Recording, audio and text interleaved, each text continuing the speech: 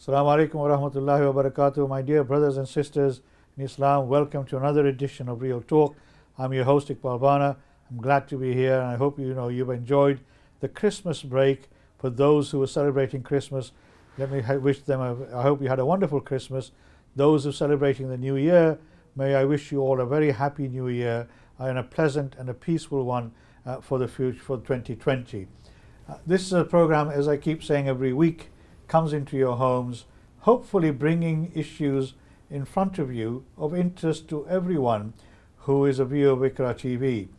In the recent past, a few months ago, we had this privilege of having some sisters here who are new to Islam, and they came and talked about their experiences of becoming Muslims, why they became Muslims, what drove them to become Muslims, what gave them the impetus to become Muslims, and how, having come into the faith of Islam, they've found their experiences as Muslims living in this country, both within the host community as well as the other Muslim community as well. And again today, I am really privileged and proud to have two very eminent sisters with me who have come into Islam, one quite some time ago, and you will have seen her on my program before, and that is Angela Thompson. And today I really welcome Jessica Ibbotson, who is another revert into Islam, who has adopted Islam as a faith and is practicing as a Muslim. Both of you, welcome. Assalamu alaikum wa rahmatullahi wa barakatuh. Welcome to IQRA TV and welcome to Real Talk. I hope you've not had a difficult journey getting here. I hope you've had a pleasant experience, because I know everybody's gone back to work today since yesterday, and schools are back as well. I know it's been a nightmare journey. Angela, you come from Leeds, so I'm sure it must have been a bit of a trek coming over here. Jessica, you're a Bradford lass, as they call it in Bradford, in Yorkshire terms. So welcome again. I hope you're well. Can I just ask, Angela, you were here last time with your sister Khadija, who I hope she's well. You've since then been for Umrah, you're telling me. How was that experience? How did that come about? Mashallah, subhanallah, that's a really, I'm sure, a very powerful, spiritually uplifting experience, I hope, for you. It was. It certainly was. Alhamdulillah, I was so lucky.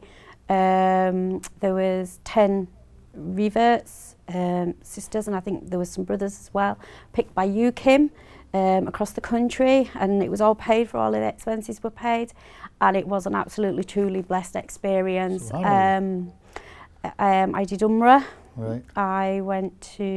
We stayed 5 days there, and then we went to Medina, and it was the peace, to be there, and obviously everything that we're taught and we learn and we read, to be there, because we did my current trips out of Medina, and to go and see everything now when I read and I learn, you can visualise because you've been there and you've seen these things, and obviously to meet people that I would never have met in a lifetime. So these are other Muslim brothers and sisters who have come into the fold of Islam from across the country? Yes, they were, and also brothers and sisters that I met whilst away. Right. People from the hills of Afghanistan, and people, I would never come across these people in my everyday life, but to be able to, there is a language barrier, but we kind of communicate, and it was obviously truly amazing. I want to go back. So then when I came back, I want to give back now. Some things just don't seem as important after being there. Working crazy hours, working for this, just doesn't seem as important. So it's given you a different perspective on life. Definitely. Yes, right. Definitely. So how have your priorities changed after you've come back? Well, before I was working 2 jobs, I work 1 job now, because you just don't need to do it. Why do I need to spend all my time at work? Right. For what? What am I doing? And I am looking, I want to do some sort of volunteer work. I want to give something. I have time. Because you work as a social worker, if I remember correctly. No, I'm a support worker. Support worker, is it? Right. I work in mental health. Very similar. I work in mental health with people, autism, schizophrenia, this kind of thing. I bank work, so I choose my own hours. So I do have hours and I do have time now to give. So I need to find a place to do something. I don't know what it is. Somebody needs to come and say, I know where you would fit. I know what you could do. So that's what I'm looking for now, because I'd just like to volunteer. And you live in Leeds, don't you? Is there a large Muslim reverts group in Leeds? Is there a group of people who come together, who come into the fold of Islam? Not really, and not where I live. Right. I live in a very English area. Right. I go, my nearest mosque is Leeds Grand Mosque, Right. which I go there. There is a group there, and that's, it's not every week, it's only sort of now and again on it's the Sunday, isn't it? Yeah, it's a Sunday. It's a Sunday, so I don't really have that sort of community around me. I mean, my husband's born Muslim, but I don't have all that. We've thought about moving, Right. but I've lived where I've lived for 21 years. Oh yeah, of course, yeah. But so I would just like to go out somewhere and be part of something again, you know, be part of something. You want to put something back into the yes, community. Yes. Well, I mean, that's very important because Islam encourages that. Yes. You know, Islam says that you don't look after yourself, you have to look after others as well. And I think there's some really amazing work going on in Bradford. I'm sure there is in Leeds as well. I remember a couple of years ago I came across some young people who run soup kitchens, particularly around Christmas, Muslim young people who run soup kitchens, you know, in winter and around Christmas time, who go out there and, you know, feed those who are sort of living on the streets, homeless, etc. So maybe you might want to look into that. But I mean, Jessica, Assalamu alaikum, welcome. Walaikum salam. First time on IQRA TV. Yeah. I hope you find this a pleasant experience. Well, you're a Bradford-born lass, as I said. I am, yeah. Right? You were born in Bradford. And how long have you been a Muslim, you know, reverted into Islam? This month it's been 4 years. Subhanallah, mashallah. And how have you found your experience as being a Muslim? Has it changed you? I mean, were you a practicing person before either, you know, any faith? Did you believe in any faith before? I was brought up Christian, Church of England. Right. When I was younger, we went to church and I went to like all the Sunday schools and kind of stuff like that. But through my teenage years, no. I always believed in God, and I'd always pray for, like, I don't know, it's like a family member got poorly or something, and I'd always just pray like to God, and then just Christian, not through my teenage years. Right.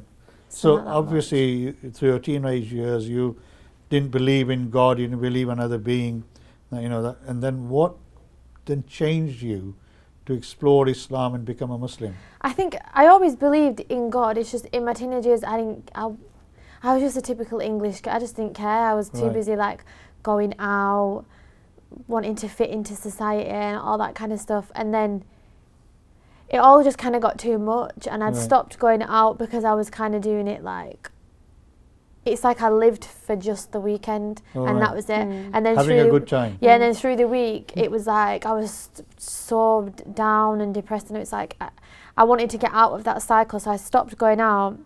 And then it was one of my friends who was like, I was kind of like, I was searching for something, and I tried to get back into the church, but it was like, anyone who goes will know what it's like. It's like you'll be singing a hymn, and then it'll be like, God is this person and this and it's very confusing. And I kind of just like, it just didn't sit with me. And then at the end of one class that I went to, or like one like talk thing, I was like, what's that smell, Mum? And she's like, what do you mean? I was like, is everybody drinking sherry? And everyone was like having a glass of wine, like after we'd all been like sat talking. Yeah, and I can't, it was like something, it was around Christmas time, it was for people who'd passed away or something, but I was just trying to get, like, just to find a community. And then it was my friend who went to Manchester Uni. Was she a Muslim? No, she was. Wasn't she? She was Christian too. Right. But same as me, like, she believed in God, but like, just was part of society and wasn't really that bothered. And then she got introduced to it, and then she came back to Bradford and kept telling, like, she'd come back every like couple of weeks and tell me a little bit and tell me a little bit. And then she was like, just get an English version of the Quran. And at this point, I was like, I was in a bad place, and I was just searching, trying to find like obviously the right one. And then I got an English version of the Quran. Right. It sounds so, I can't even think of the word, like, just crazy. As soon as I started reading it, I remember I was ringing her all the time. I was like, oh my gosh, have you read this bit? And it was like, the way I explain it to people is, I felt like when I started reading it and when I started researching Islam, it was like I'd come home. Like I just felt completely at peace. Everything about me is also like,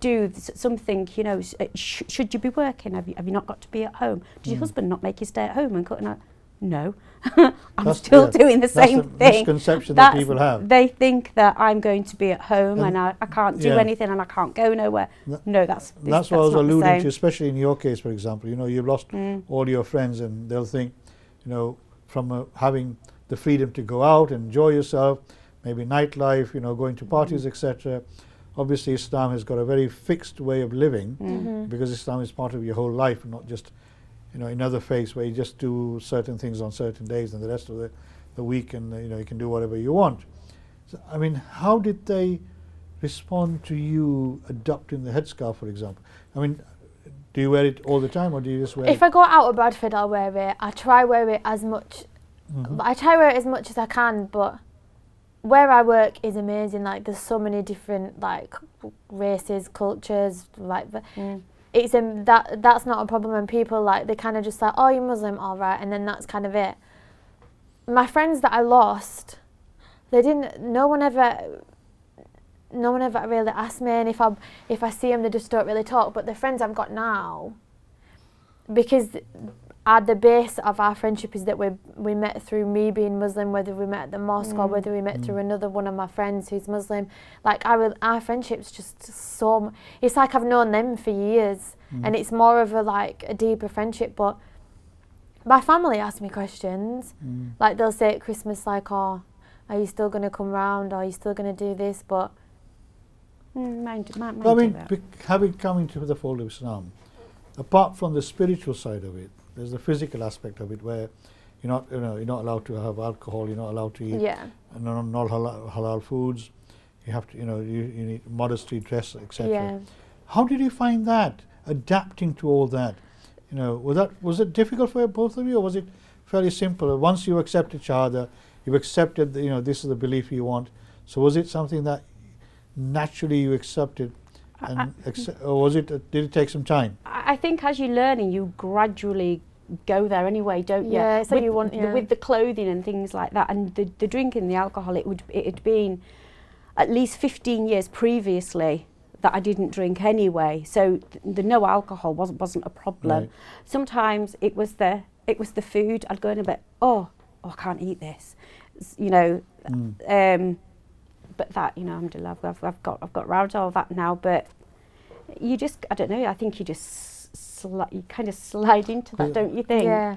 The food, for me, I'd say the food probably, because with the drinking, I wasn't one who was like, I'd just have like a glass of wine on an evening. I only ever went out and then drank. Yeah. So like, I don't enjoy the taste of it, and most people don't enjoy the taste of it. No. So it's like, if you're not out in them environments, and because I'd lost, because I wasn't with them people anymore anyway, it was kind of like, and I'd given that up before I even looked to Islam, because I wanted to be away from it. The food thing, and with the clothing, it's so hard. It's like, it's so mad, because you think to yourself, God, I'm gonna have to dress in like that, or with a scarf and whatever. And now it's like, I wish I had, like, I'm always trying to build my confidence, so I wear the scarf all the time. But it's like, I want to wear the scarf. I want to dress like as modestly as possible, even when it's, the hardest time for me is probably just when it's summer, because I'm obviously just used to wearing less, so then you'd be cooler. But it's kind of like, the more that you learn about the religion, and the more that you learn about the faith, and how much, it's just the beauty of it. You just think, I want to cover it up. The amount of debates I've had with people, because they're like, you know, as a woman you should be able to wear what you want, and it's like they see it as empowering to wear less. And I'm like, no, it's so much more empowering that, like, I'm covering all of this up, and I'm doing it for myself and for God, and that's it. It's like, no one else comes into it. I'm not doing it for anyone else. Those who are Islamophobes, you know, people who want to attack Islam will use this argument all the time, right? To say women are being, like you said, you're allowed to work. You know, doesn't your husband expect you to stay in the home? It's a lot of the cultural side of it. Yeah. So I mean, so you came out of, you know, your previous lifestyle, and your previous social network, and into a completely new area of Islam, and you know, did you have friends straight away? No. That, you know, would help you and nurture you and guide you, etc.? Or was that a lonely journey that you had to discover yourself? Yeah, it was quite lonely. Was it? Yeah. So where you found no support from anybody at all? It took me like quite a while to have the guts to go just into a mosque. Yeah, I was like...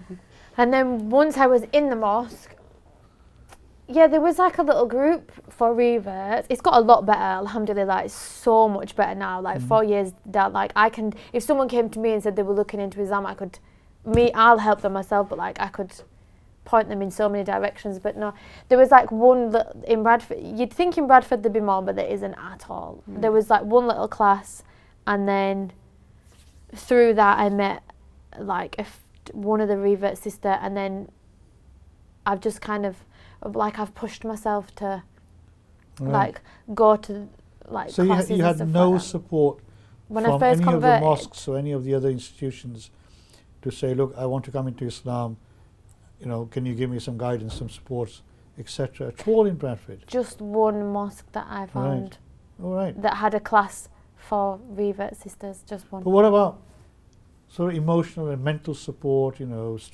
giving you the opportunity to talk to somebody, learn more about it, etc. from any of the other mosques? Nothing at all? No, it's hard to find. Well, if it is, where would you look? Right. Well, you don't know where to go. We're Right. standing on the inside looking in and we can see everybody doing, but you're like, where do we start? Even like my first time going for Jummah, he's like, what do you do? Where do you go? How Yeah, do you do it's this? What's this? scary. You don't know. You just don't know. Right. You know? It's, Well, I mean, not many mosques cater for sisters anyway, do they? Yeah. In Bradford, for example. In Bradford, there's mosques that don't few even, do. that women are not even allowed to. Like, there's not Yeah. even a place at all for women. Yeah, there's no facilities for sisters at all. I've always gone to Leeds Grand Mosque. Leeds Grammar, yeah, that's That's amazing. where we go for Right. Jummah. But I think there are some mosques now in Bradford who do have facilities for sisters Yeah. as well. You know, which in the last few years have opened up. Mm. I mean, obviously, that is a major issue that I think needs to be addressed.